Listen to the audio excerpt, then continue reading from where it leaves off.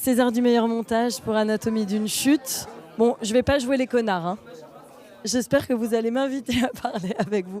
J'ai adoré ce discours. Mais c'était drôle, c'est un grand vent de liberté, un discours comme ça, quand on vient de recevoir un César.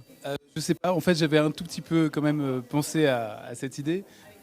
Mais j'ai refusé de lire les petites notes que j'ai prises, qui étaient d'ailleurs pas vraiment un discours, qui étaient plutôt des notes.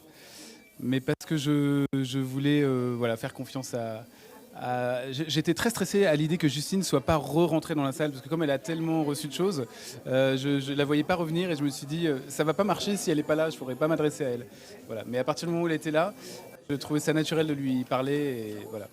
Ce qui est incroyable avec ce film, c'est qu'il a une vie, des vies à travers le monde. Quand vous étiez en train de monter le film avec Justine, est-ce qu'à un moment on s'imagine un parcours comme celui-ci? Une palme d'or, Qu'est-ce qu'on se dit? Non, on s'imagine pas du tout ça.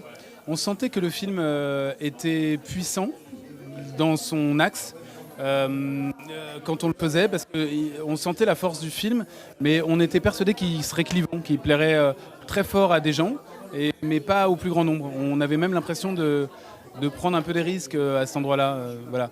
Et donc, alors après, dans le Festival de Cannes, des fois, il y a des films risqués qui ont une belle carrière, mais on s'imagine absolument pas ça. Enfin, nous, notre horizon d'espoir, une fois qu'on a été sélectionné, ce qui est déjà énorme au Festival de Cannes, c'était le prix d'interprétation féminine, parce qu'on se disait quand même Sandra est très, très très forte dans le film, et le film est complètement tourne autour d'elle, donc on pensait que c'était ça, c'était pour ça qu'on nous rappelait, quoi.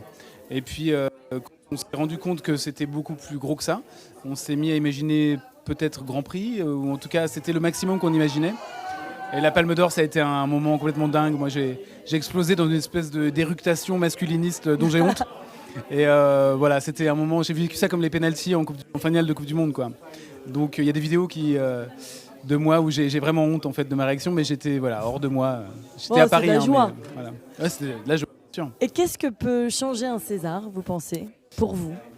Pour moi, je sais pas.